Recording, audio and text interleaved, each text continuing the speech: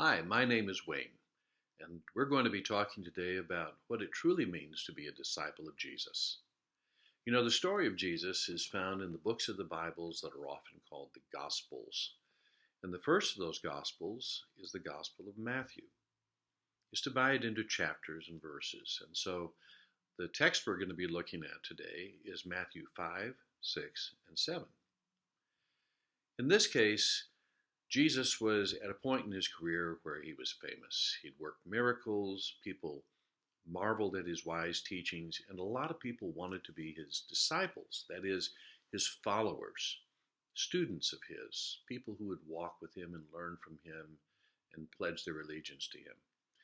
And so, in this case, in a speech that is probably typical of many that he gave, he turned to the people on this mountainside, because it's called the Sermon on the Mount, and he says, "So, you want to be a disciple, do you? Well, let's talk about what being a disciple really means." And so as we begin with Matthew chapter 5, he starts with something that are often called the Beatitudes. And they run something like this: "Blessed are the poor in spirit, for theirs is the kingdom of heaven. And blessed are those who mourn, for they will be comforted.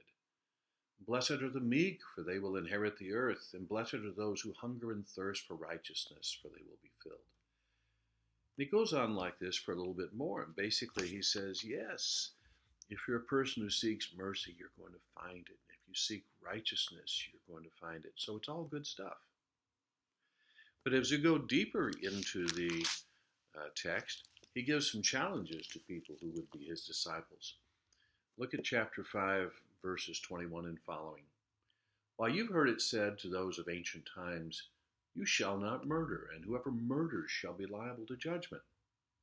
But I say to you that if you are angry with a brother or sister, you will be liable to judgment. And if you insult a brother or sister, you will be liable to the council. And if you say, 'You fool,' you'll be liable to the hell of fire." Pretty high standard. A little later in the chapter, verse 38 and following, he says, "You've heard that it was said, 'An eye for an eye and a tooth for a tooth.' But I say to you, do not resist an evildoer. But if anyone strikes you on the right cheek, turn the other also. And if anyone wants to sue you and take your coat, give your cloak as well. And if anyone forces you to go 1 mile, go also the 2nd mile. Give to everyone who begs from you, and do not refuse anyone who wants to borrow from you." In chapter 6, verse 19, he'll say, "Do not store up for yourselves treasures on earth, where moth and rust consume and where thieves break in and steal." Well, in America, that's kind of counterculture. "Store up for yourselves treasures in heaven, where neither moth nor rust consume, and where thieves do not break in and steal. For where your treasure is, there your heart will be also." And so the Sermon on the Mount is filled with instructions to would-be disciples like this, saying, I'm calling you to a really higher standard. And often people will say, well, he couldn't really mean that, could he? I mean, who can achieve that? We can't be there. Maybe this is just a goal that we're supposed to seek as disciples of Jesus, knowing that we're never ever going to get there. I don't think so. In chapter 5 and verse 48, he says, "Be perfect, therefore, as your heavenly Father is perfect." I don't see Jesus cutting any slack. He's saying, I'm the Son of God. I'm here to represent the divine, and this is what the divine is. Perfect like this, merciful and kind and just and forgiving. And I expect you to be also. So it's a huge, high bar. So what happens when we don't hit that bar?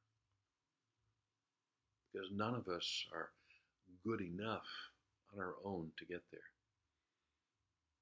Well, that's where this thing called grace comes in.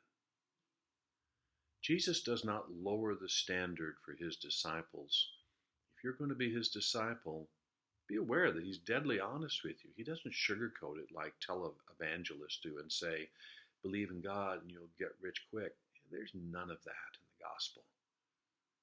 He says, discipleship life can be challenging.